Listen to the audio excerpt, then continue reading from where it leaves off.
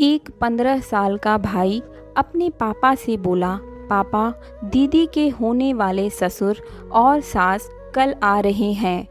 अभी जीजा जी ने फ़ोन पर बताया। दीदी मतलब उसकी बड़ी बहन की सगाई कुछ दिन पहले ही एक अच्छे घर में तय हुई थी। दीनदयाल जी पहले से ही उदास बैठे थे। धीरे से बोले, हाँ बेटा, उनका कल ही फ़ोन आया था कि वो 1-2 दिन में दहेज की बात करने आ रहे हैं। बोले, दहेज के बारे में आपसे ज़रूरी बात करनी है। बड़ी मुश्किल से यह अच्छा लड़का मिला था।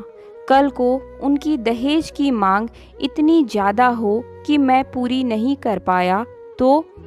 कहते कहते उनकी आंखें भर आई। घर के प्रत्येक सदस्य के मन में, चेहरे पर चिंता की लकीरें साफ दिखाई दे रही थी। लड़की भी उदास हो गई।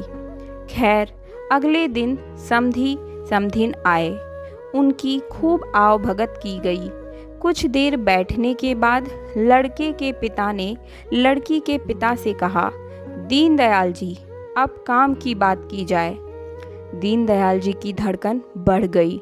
बोले, हाँ हाँ समधी जी, जो आप हुक्म करें।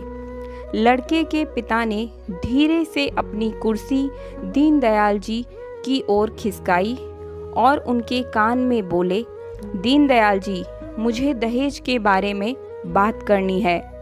दीनदयाल जी हाथ जोड़ते हुए, आंखों में पानी लिए हुए बोले, बताइए समधी जी, जो आपको उचित लगे, मैं पूरी कोशिश करूँगा।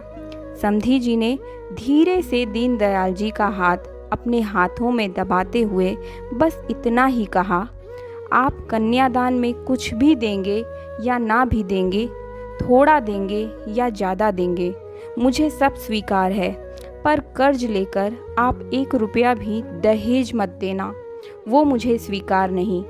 क्योंकि जो बेटी अपने बाप को कर्ज में डुबा दे, वैसी कर्ज वाली लक्ष्मी मुझे स्वीकार नहीं। मुझे बिना कर्ज वाली बहू ही चाहिए, जो मेरे यहाँ आकर मेरी संपत्ति को 2 गुना कर देगी। दीनदयाल जी हैरान हो गए।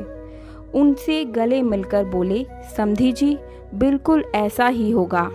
शिक्षा, कर्ज वाली लक्ष्मी ना कोई विदा करे, नहीं कोई स्वीकार करे।